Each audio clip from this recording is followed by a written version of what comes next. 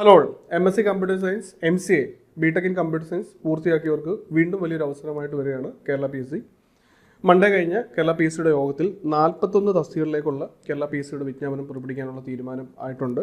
അതിലൊന്ന് വിവിധ യൂണിവേഴ്സിറ്റികളിലെ system analyst തസ്തികയാണ്. അപ്പോൾ ഇതാദ്യമായിട്ടാണ് വിവിധ യൂണിവേഴ്സിറ്റികളിൽ സിസ്റ്റം അനലിസ്റ്റ് തസ്തികയുടെ വിജ്ഞാപനം വരുന്നത്.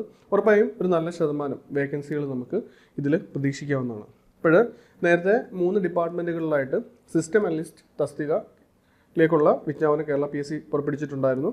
അതിൽ Kerala state cooperative marketing federation limited, 2 Kerala state cooperative core marketing federation limited.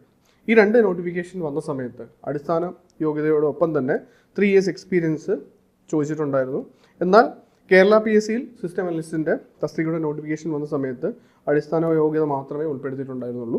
MCA BTech MScക്കാർക്ക് ഇത് അപ്ലൈ ചെയ്യായിരുന്നു. അപ്പോൾ ഇതിൻ്റെ സിലബസൊക്കെ നേരത്തെ നടന്ന എക്സാമുകളുടെ സിസ്റ്റം അനലിസ്റ്റ് വിവിധ ഡിപ്പാർട്ട്മെൻറ്റുകളിൽ നടന്ന എക്സാമുകളുടെ സിലബസ് ഒന്ന് പരിശോധിച്ച് കഴിഞ്ഞാൽ കരിക്കുലത്തിലെ കോർ സബ്ജക്റ്റുകളാണ് ഉൾപ്പെടുത്തിയിരിക്കുന്നത്.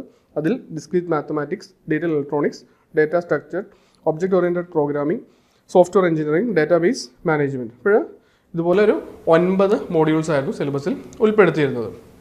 അപ്പോൾ റീസെൻ്റായിട്ട് നടന്ന polytechnic lecture exams, programmer exams, different ഡിപ്പാർട്ട്മെൻറ്റ്സിലായിട്ടുള്ള, അതേപോലെ വർക്ക്ഷോപ്പ് ഇൻസ്ട്രക്ടർ കമ്പ്യൂട്ടർ സയൻസ്, അതേപോലെ തന്നെ നമുക്ക് ഏപ്രിൽ-മെയ് മാസത്തിൽ നടക്കുന്ന ട്രേഡ്സ്മാൻ കമ്പ്യൂട്ടർ സയൻസ്, ഈ എക്സാമുകൾക്കൊക്കെ ശേഷം പുതുതായിട്ട് വരുന്നൊരു ഓപ്പർച്യൂണിറ്റിയാണിത്.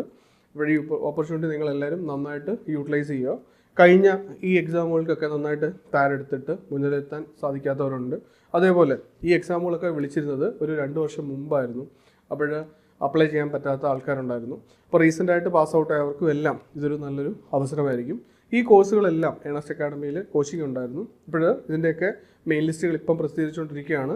റീസെൻ്റായിട്ട് വന്ന പ്രോഗ്രാമർ യൂണിവേഴ്സിറ്റീസിൻ്റെ റാങ്ക് ലിസ്റ്റിൽ മെയിൻ ലിസ്റ്റിൽ 102 ആളുകളെയായിരുന്നു ഉൾപ്പെടുത്തിയിരുന്നത്.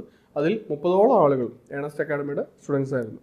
അതേപോലെ 1 വീക്ക് മുമ്പ് വന്ന കേരള സ്റ്റേറ്റ് സിവിൽ സപ്ലൈസ് കോർപ്പറേഷൻ്റെ റാങ്ക് ലിസ്റ്റിൽ മെയിൻ ലിസ്റ്റിൽ 24 പേരെയായിരുന്നു ഉൾപ്പെടുത്തിയിരുന്നത്. അതിൽ 8ഓളം സ്റ്റുഡൻസ് ഏണസ്റ്റ് അക്കാഡമിയുടെ ആയിരുന്നു.